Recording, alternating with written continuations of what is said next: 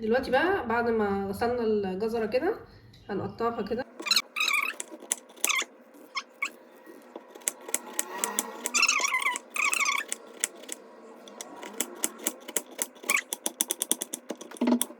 دلوقتي بقى هنيجي لبطل السلطة النهاردة نخليها طعمها مختلف، وهو الذرة الحلوة زي ما انتم شايفين كده.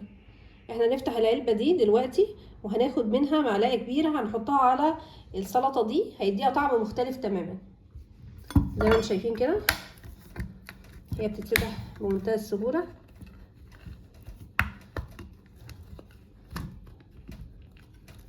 هنرفع دي كده لفوق كده وبعدين هنرجعها كده لورا اهي، اتفتحت كده اهي. هناخد بقى كده ايه معلقة، هي طبعا فيها مية كده سوائل طعمها حلو. هناخد كده ونحط على السلطة بتاعتنا. ممكن نحط معلقة 2 3 عادي، انا هحط كذا معلقة عشان انا بحبها اهو. هحط 3 معالق والباقي ممكن نعمل بيه برضو بكرة. باقي العلبة اهي ممكن نخليها في التلاجة عادي جدا ونكمل بيها بكرة نعمل سلطة برضو اهو. ونقلب اهو.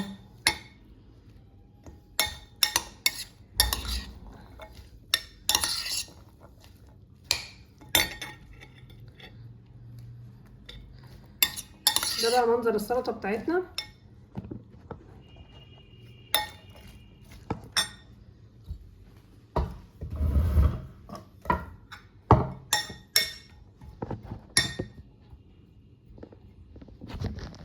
ده بقى منظر السلطة بتاعتنا. عبارة عن ايه؟ 1 خيارة متوسطة، 1 طماطم صغيرة، 1 جزرة متوسطة، 3 معالق ذرة حلوة. وممكن تحطي بقى اي خضار عندك تاني، لو عندك خس حطي، لو عندك شبت حطي، لو عندك بقدونس حطي، اي حاجه تعجبك. انا طبعا باكلها كده من غير لا ملح ولا اي حاجه. ممكن بقى تحط رشه ملح، رشه فلفل اسود، معلقه خل صغيره ومعلقه خل تفاح صغيره. ممكن تحطي ليمون اللي يعجبكم. ولو عجبتكم بقى السلطه ولقيتوا اي فكره في الفيديو عجبتكم، لايك واشتراك في القناه وشكرا جدا. زي ما انتم شايفين كده هنعمل مهلبيه قمر الدين. هنعملها بطريقه سريعه. هنعملها ازاي؟ هنعمل نص اللفه اللي قدامكم دي. هنعملها ازاي؟ هنحط 1.5 لتر ميه على النار ونحط فيه نص اللفه، هنقسمها بالنصين كده. نص هنحطه على النار مع 1.5 لتر ميه، وبعدين بقى هنتابع ونشوف باقي الخطوات مع بعض. طيب لو احنا عايزين نعمل اللفه كلها، هنحط اللفه كلها في 3 لتر ميه على النار في ميه سخنه بتغلي، وبعدين بقى هنتابع مع بعض باقي الخطوات. زي ما انتم شايفين كده حطينا قمر الدين على النار في حله فيها 1.5 لتر ميه. دي قد ايه قمر الدين؟ نص لفه. طيب ليه انا ما حطيتش اللفه كلها؟ لان عندي الولاد ما بيحبوش مهلبيه قمر الدين، بيحبوا ياكلوا قمر الدين كده زي ما هو قطع. يعني اقطع لهم قمر الدين ده قطع صغيره كده وكل واحد ياخد قطعه وياكلها، لكن ما بيحبوش قمر الدين مهلبيه، فعادي بقى المهم ياكلوه باي شكل. لكن انا بقى هعمل هلبيه قمر الدين دي بقى النهارده عشان انا بصراحه بحبها. وهنحطها بقى في اطباق كده وهوريكم المنظر عامل ازاي، وتابعوا بقى معايا باقي خطوات المهلبيه. ده بقى منظر قمر الدين وهو بيغلي على النار زي ما انتم شايفين كده. بعد ربع ساعه من ان احنا حطيناه على النار ده منظره وهو بيغلي. بصوا اهو لسه في فتافيت كده على خفيف. هنسيبه 5 دقايق كمان وبعدين بقى هنشوف هنعمل ايه. دلوقتي بقى هنجيب زي ما انتم شايفين كده سلطانيه وهنحط فيها 3 معالق نشا. ده نشا. هنحط بقى في السلطانيه دي 3 معالق نشا كبار كده اهم. 1 2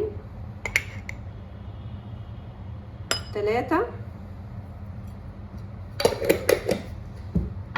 وهنحط لهم ميه. شايفين ده المدرج المعياري اللي معايا هنحط فيه. هنحط بقى كده قد ايه؟ حطينا حوالي 100 ملي ميه. هنبدأ بقى كده نقلب النشا لحد ما يدوب تماما. دلوقتي بقى زي ما انتم شايفين كده احنا دوبنا 3 معالق كبار نشا في قلب 100 ملي ميه اهو. زي ما انتم شايفين كده اهو داب النشا خالص، مبقاش فيه اي تكتلات. هنبدأ بقى ناخد الخليط معانا اللي في النشا ده، اللي فيه النشا ده، وهنحطه على قمر الدين اللي على النار. تعالوا بقى نشوف الخطوات، باقي الخطوات على النار.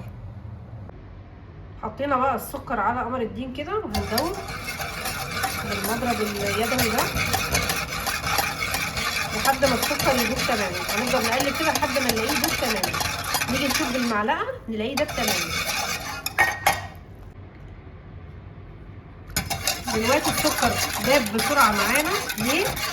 علشان احنا حطينا السكر وقمر الدين بيغلي تماما ومفيش اي تكتلات. يعني قمر الدين كان داب تماما، بعد كده نحط السكر هتلاقيه داب معاكي في ثواني. فضلنا بقى نزود سكر لحد ما ظبطنا السكر بتاع قمر الدين ده. حطينا كام معلقه سكر؟ 21 معلقه سكر كبيره. ممكن تزودي عن كده وممكن تقللي عن كده براحتك، موضوع السكر ده بيتحط حسب الرغبه. دلوقتي بقى بعد كده هنبدا نحط ايه؟ النشا. احنا كده حطينا النشا، واحنا بنحط النشا يبقى ايد بتحط النشا وايد بتقلب بالمضرب زي ما انتم شايفين كده عشان ما يحصلش اي تكتلات. وبعدين ابدا اغرفها امتى؟ لما تغلي وتتقل مني. حطينا نشا قد ايه؟ حطينا نشا 3 معالق كبار.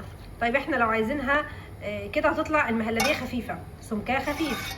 طيب احنا عايزينها مهلبيه عاديه سمكها تقيل، اللي هي المهلبيه العاديه اللي احنا متعودين عليها، نحط 5 معالق كبيره نشا هتطلع المهلبيه العاديه. لكن انا بحبها خفيفه فحطيت 3 معالق بس. بدأت اهي تغلي زي ما انتم شايفين اهي، وتتقل معانا المهلبيه اهي. لازم تغلي كده وتتقل كويس، نسيبها تتقل كويس على النار وتغلي، ونقلب فيها وهي شغاله كده فقاقيع. وبعدين بقى هنصبها في سلطانيات او علب. شايفين اهو الغليان شديد كده. بقى هنطفي عليها وبعدين هنغرفها في سلطانيات. دلوقتي بقى زي ما انتم شايفين كده ده منظر مهلبيه قمر الدين بعد ما صبيناها في الاطباق القمر دي. دلوقتي بقى هنعمل ايه؟ هنزينها بزبيب جوز هند. ممكن بقى تزيني باي حاجه، مكسرات، اي نوع مكسرات عندك، فول سوداني، اي حاجه براحتك.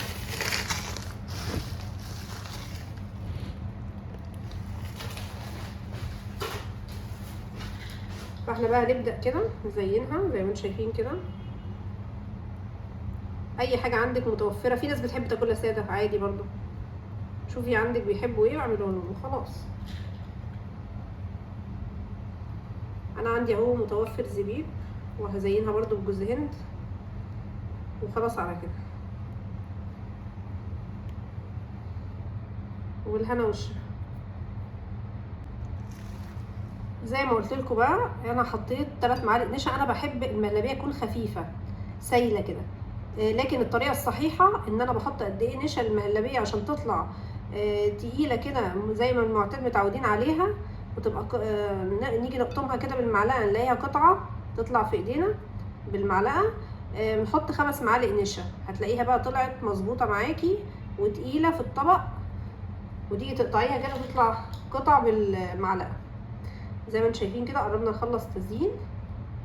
ممكن تحطي بقى ايه؟ فول سوداني مجروش، فستق مجروش، اي حاجه عندك مجروشه. ممكن تحطي عين جمل برضه شكله حلو في التزيين. ممكن تحطي جوز هند بس او زبيب بس. ممكن بقى تسيبيها ساده.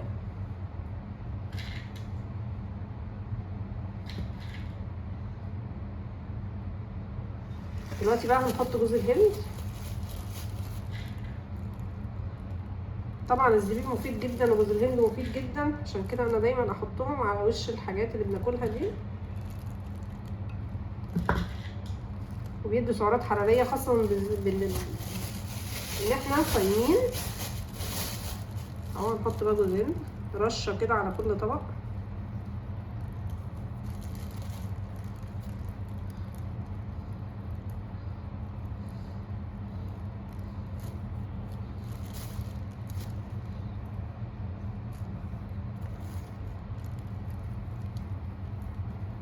وعملناها خدت معانا بالظبط تلت ساعة او 25 دقيقة، 25 دقيقة بالظبط عملناها، وسريعة جدا.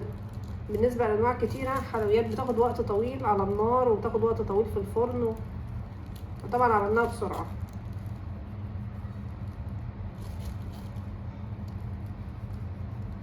ممكن بقى تخلي ولادك يزينوا معاكي كده، يساعدوكي، بدل ما انتي واقفه طول النهار واقفه لوحدك وتعبانه، تخليهم وقت التزيين ده كده يجوا يزينوا معاكي ويساعدوكي، هيبقوا فرحانين قوي وهيبقوا مبسوطين بالموضوع، ويحسوا كده انهم عملوا حاجه.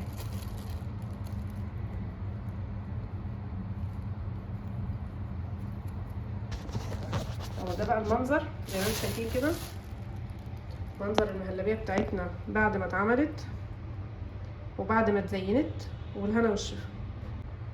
هنسيب المهلبيه تبرد تماما لان هي سخنه جدا دلوقتي، وبعدين هنحطها في التلاجة لان اصلا المهلبيه بتتاكل ساقعه.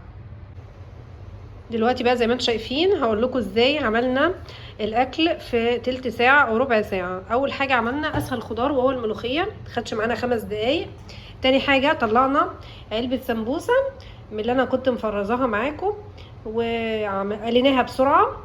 تالت حاجه عملنا ممبار مقلي كنا عاملينه في الفريزر مفرزينه، طلعناه على طول على القلي، هو كان مستوي جاهز وقليناه على طول. زي ما انتم شايفين كده عملنا الاكل في قد ايه، خد مننا تلت ساعه او ربع ساعه. وعملنا زي ما انتم شايفين كده سلطه خضراء ممكن تقدمي جنبها مخلل، وعملنا الحلو زي ما انتم عارفين عملنا مهلبيه قمر الدين. دي بقى منظر السفره زي ما انتم شايفين، ما خدتش مننا وقت خالص، سفره سريعه وطعمها لذيذ. طبعا هنقدم جنب الملوخيه دي عيش. ولو عجبكم الفيديو لايك واشتراك في القناه، وشكرا جدا ليكم.